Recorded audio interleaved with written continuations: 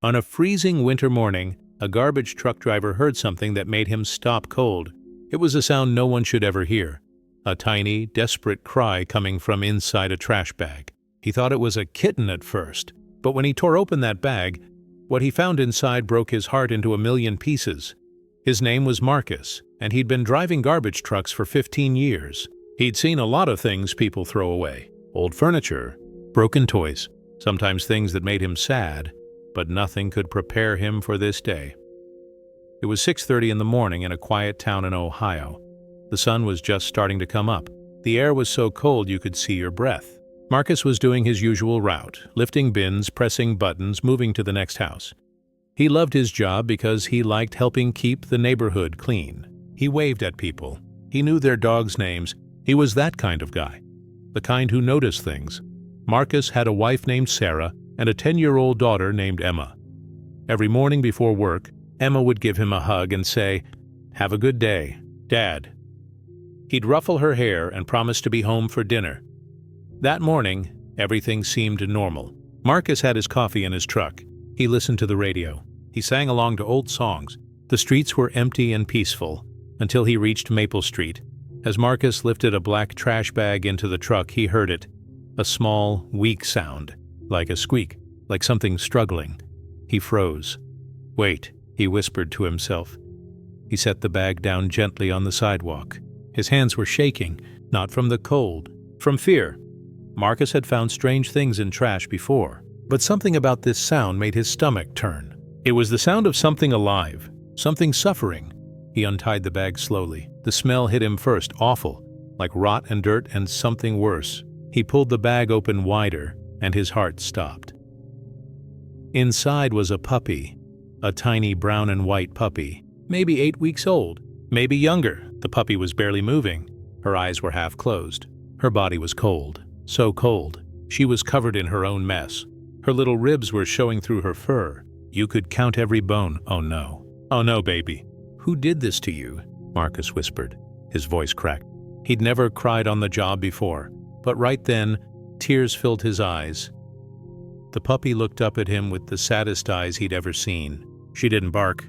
She didn't have the energy. She just looked at him like she was asking, "Why?" Marcus pulled off his jacket and wrapped her in it. The puppy was so light, too light, like she weighed nothing at all. Her little body was shaking, not just from the cold, from pain, from fear, from days of being trapped in darkness with no food, no water, no love. Marcus held her close to his chest. He could feel her tiny heart beating, fast and weak, like a bird's heart. "You're safe now," he told her. "I've got you. You're safe." But even as he said it, he wasn't sure she would make it. Marcus ran back to his truck. He grabbed his phone with shaking hands and called his supervisor. "Tom, I need to go. Right now. I found a puppy in the trash. She's dying." There was silence on the other end. Then Tom said, "Go. Just go. I'll cover your route." Marcus didn't waste another second. He placed the puppy gently on the passenger seat, still wrapped in his jacket. He turned the heat up as high as it would go. Then he drove. He drove faster than he ever had before. His hands gripped the steering wheel so tight his knuckles turned white. He kept looking over at the puppy. She wasn't moving anymore. "No, no, no. Stay with me, baby." Please stay with me," Marcus begged. He reached over and touched her head gently. It was so cold. Too cold. Marcus knew where the emergency vet clinic was. It was 15 minutes away, but every second felt like an hour. He talked to the puppy the whole way. He told her about his daughter Emma, about how Emma had been begging for a dog, about how much love was waiting for her if she could just hold on. "You're going to love Emma," Marcus said, his voice breaking. "She's going to spoil you. She's going to give you so many toys, so many treats. Just please don't give up." The puppy's breathing was so shallow. Marcus wasn't even sure she could hear him, but he kept talking anyway, because he couldn't stand the silence. When he pulled into the vet clinic parking lot, he jumped out of the truck and ran inside with the puppy in his arms. "Help!" he shouted. "Please, someone help her." A young vet tech named Lisa saw him first. Her eyes went wide when she saw the bundle in his arms. "Oh my God," she whispered.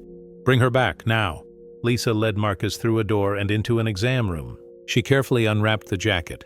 When she saw the puppy's condition, she gasped. "Dr. Chen," she called out. "We need you. Emergency!" Dr. Chen rushed in. She was a small woman with kind eyes and quick hands. She took one look at the puppy and her face went pale. "How long has she been like this?" Dr. Chen asked. "I just found her," Marcus said. "In a trash bag. On the street." Dr. Chen's jaw tightened. She'd been a vet for 20 years. She'd seen a lot of abuse, but it never got easier. "Okay," she said. "We're going to do everything we can." She placed the puppy on the exam table. Under the bright lights, Marcus could see just how bad it was. The puppy's fur was matted and filthy. Her skin was covered in sores. Her gums were white instead of pink. Her little belly was swollen from starvation. Dr. Chen listened to her heart with a stethoscope. Then she checked her temperature. "Her body temperature is 94 degrees, Dr. Chen said quietly. "Normal is 101. She has severe hypothermia." She looked up at Marcus. Her eyes were sad but determined. "She's also severely malnourished, at least 60% underweight. She's dehydrated. She has parasites, infected wounds. And based on the condition of this trash bag, I'd say she's been in there for at least 2 or 3 days." Marcus felt sick. 2 or 3 days? In the cold. In the dark, alone. Will she make it? He asked. Dr. Chen was quiet for a moment. Then she said, "I'm not going to lie to you. Most puppies don't survive this level of neglect, but we're going to fight for her." The next hour was a blur. Lisa started an IV to get fluids into the puppy's tiny veins. Dr. Chen wrapped her in heated blankets. They gave her antibiotics, pain medicine, anti-parasite medication. Marcus stood in the corner and watched. He felt helpless, useless. All he could do was pray. The puppy lay very still on the table. Her eyes were closed now. Her breathing was so faint you could barely see her chest move. "Come on, baby," Marcus whispered. "Fight. Please fight." Dr. Chen worked quickly and carefully. She cleaned the puppy's wounds. She checked her over from nose to tail. Every few minutes, she'd check her temperature again. "It's going up," she'd say. "Slowly, but it's going up." After what felt like forever, Dr. Chen finally stepped back. She pulled off her gloves and looked at Marcus. "We've done all we can for now," she said. "The next 24 hours are critical. If she makes it through the night, her chances get better." "Can I stay?" Marcus asked. Dr. Chen smiled softly. "Of course." Marcus called Sarah from the clinic. "Honey, I'm not coming home for a while," he said. "I found a puppy. She's really sick. I can't leave her." Sarah didn't hesitate. "I'll tell Emma. We understand. Save her, Marcus." Marcus stayed in that exam room all day. He sat in a chair next to the table where the puppy lay. He watched her breathe. He counted each tiny breath like it was a miracle. Dr. Chen and Lisa checked on her every hour. They adjusted her IV. They took her temperature. They gave her more medicine. By noon, the puppy's temperature was up to 98 degrees. By 3 o'clock, it was 99. "She's fighting," Lisa said with a smile. By 6 o'clock, the clinic was supposed to close, but Dr. Chen didn't leave. Neither did Lisa. Neither did Marcus. "I'll stay all night if I have to," Marcus said. "So will we," Dr. Chen replied. Around 8 o'clock that night, something changed. Marcus was sitting next to the puppy, his hand resting gently on her back when he felt it. Her tail moved, just a tiny bit. But it moved. "Did you see that?" Marcus asked, his voice full of hope. Dr. Chen came over quickly. She checked the puppy's vitals. Her eyes lit up. "Her temperature is 100 degrees, she said, "and her heart rate is stronger." Then slowly, the puppy opened her eyes. Not halfway, all the way. She looked right at Marcus, and for the first time Marcus saw something other than pain in those eyes. He saw recognition. He saw gratitude. "Hi there," Marcus whispered, tears streaming down his face. "Welcome back." The puppy's tail wagged again, just once. But it was enough. Everyone in that room started crying. But the fight wasn't over yet. Around midnight, the puppy's temperature suddenly dropped again, down to 97 degrees. Her breathing became labored. She started shaking violently. "She's crashing," Lisa shouted. Dr. Chen moved fast. She added more heated blankets. She adjusted the IV fluids. She gave the puppy an injection to help her heart. Marcus held the puppy's tiny paw. "Don't you dare give up," he told her. "Not now. Not after you fought so hard." For 30 minutes it was touch and go. The puppy would stabilize, then crash again. Stabilize, then crash. Marcus kept talking to her. He told her about the warm bed waiting for her at his house, about the stuffed animals Emma would give her. about the backyard where she could run and play. "You have so much life ahead of you," Marcus said. "So much love. Just hold on." And somehow, impossibly, the puppy held on. By 1 in the morning, her temperature stabilized at 99 degrees. Her breathing evened out. Her heart rate was steady. Dr. Chen sat down in a chair, exhausted. "She's stable," she said. "I think she's going to make it." Marcus buried his face in his hands and sobbed. He'd never felt relief like this in his entire life. The next morning, the puppy was awake and alert. She was still weak, but her eyes were bright, curious, alive. Dr. Chen examined her again. "She's not out of the woods yet," she warned, "but she's definitely turned a corner." Marcus had to go home to shower and change, but he promised the puppy he'd be back in an hour. When he got home, Sarah and Emma were waiting at the door. "How is she?" Emma asked immediately. "She's going to make it," Marcus said. Emma threw her arms around him and cried happy tears. Marcus visited the puppy every single day, before work, after work, sometimes during lunch. On day 3, the puppy ate solid food for the first time. Just a few bites of soft puppy food, but she ate. Dr. Chen was amazed. "She has the will of a fighter," she said. On day 5, the puppy stood up on her own. Her legs were wobbly, but she stood. On day 7, she barked for the first time. It was a tiny, squeaky bark, but it was the most beautiful sound Marcus had ever heard. "She's going to be okay," Dr. Chen said with tears in her eyes. "She's really going to be okay." 2 weeks after Marcus found her, the puppy looked like a completely different dog. She'd gained weight. Her fur was clean and soft and shiny. Her wounds had healed. Her eyes were bright and full of joy. She ran around the clinic like a little tornado. She played with toys. She licked everyone's face. She wagged her tail constantly. The staff had all fallen in love with her. They called her their miracle puppy. But everyone knew she belonged to Marcus. "Have you thought about what you're going to name her?" Lisa asked one day. Marcus smiled. "Hope," he said. "Her name is Hope." On day 16, Dr. Chen said Hope was healthy enough to go home. Marcus brought Sarah and Emma to the clinic to meet her. When Emma saw Hope for the first time, she dropped to her knees and cried.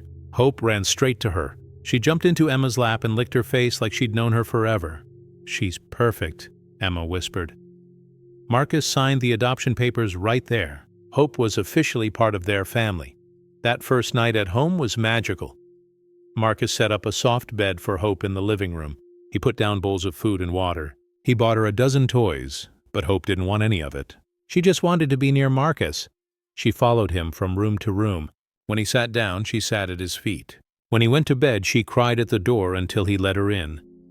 Marcus picked her up and placed her on the bed. She curled up right against his chest, her head tucked under his chin. "You're home now," Marcus whispered. "You're safe, you're loved, and you're never going to be alone again," Hope sighed. It was a deep, contented sigh, the sigh of a dog who finally understood what love felt like. Marcus didn't sleep much that night. He just lay there with Hope in his arms, feeling her breathe, feeling her heart beat strong and steady. And he thought about how close the world came to losing this beautiful soul, how one person's cruelty almost destroyed her, but how one moment of kindness saved her. 6 months later, Hope was unrecognizable from the dying puppy Marcus found in that trash bag. She weighed 35 pounds of pure muscle and joy. Her coat was glossy and beautiful. She was fast and playful and full of life. She went everywhere with Marcus. Sometimes she'd ride in the garbage truck with him. The neighbors loved seeing her. Kids would run up to pet her. Other dogs would wag their tails when they saw her. Hope had become a local celebrity. The local news ran a story about her rescue. "Garbage truck driver saves dying puppy from trash bag," the headline read. The story went viral. People from all over the country sent messages of support. But more importantly, the story led to an arrest. The police had investigated. They found out who owned the house where Marcus found Hope. Security cameras from a neighbor's house showed a man throwing the trash bag on the curb. The man was charged with animal cruelty. He claimed he didn't want to deal with puppies after his dog had an unexpected litter, so he put one in a trash bag and threw her away. Marcus testified in court. He described finding Hope. He showed pictures of her condition. He told the judge about the nights he spent praying she'd survive. The man was convicted. He was banned from ever owning animals again. He had to pay a fine and do community service at an animal shelter. Justice was served. But Hope's story didn't end with revenge. It ended with love. Marcus and Sarah started volunteering at the local animal shelter. They fostered puppies who needed temporary homes. They donated supplies. They spread awareness about adoption. Emma started a donation drive at her school. She collected blankets, toys, and food for shelter animals. She gave presentations about responsible pet ownership. And Hope? Hope became a therapy dog.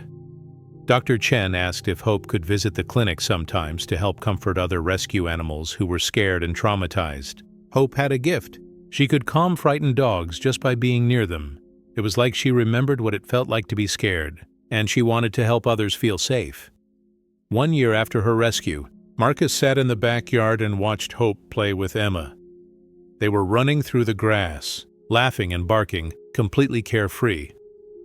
Sarah came outside and sat next to him. She took his hand. "You saved her life," Sarah said. Marcus shook his head. "No," he said. "She saved mine, and it was true." Finding Hope had changed Marcus. It reminded him that one person really can make a difference, that paying attention matters, that stopping to help matters. It reminded him that even in the darkest moments, there's always hope, always light, always a chance for redemption. Hope ran over and jumped into Marcus's lap. She was too big to be a lapdog now, but she didn't care. She licked his face and wagged her tail. Marcus hugged her tight. "You're my hero," he whispered. But really, they were heroes to each other. Hope's story spread far and wide. It inspired people to adopt instead of shop. It inspired people to report animal abuse when they saw it. It inspired people to believe in second chances. Because Hope didn't just survive, she thrived, she loved, she healed, and she taught everyone around her what resilience really means. Marcus still drives his garbage truck every morning, but now he pays even closer attention. He listens for sounds that don't belong. He looks for signs of trouble, because he knows that somewhere out there might be another Hope. Another soul who just needs someone to stop, to listen, to care. And if that moment comes, Marcus will be ready. If this story touched your heart, please remember that thousands of animals like Hope are waiting for someone to save them. You can be that someone. Adopt, don't shop. Report animal abuse if you see it. Volunteer at your local shelter. Donate supplies. Foster a pet in need. And if you ever see or hear something that doesn't seem right, stop. Look. Listen. Because your kindness could save a life. Hope is living proof that love can heal anything. That even in the darkest moment, there's always light. And that sometimes, the ones we save end up saving us right back. Share Hope's story with someone who needs to hear it today. Because every share, every kind word, every small act of compassion creates ripples of change in this world. And that's how we make the world a better place. One rescue at a time. One heart at a time. One hope at a time.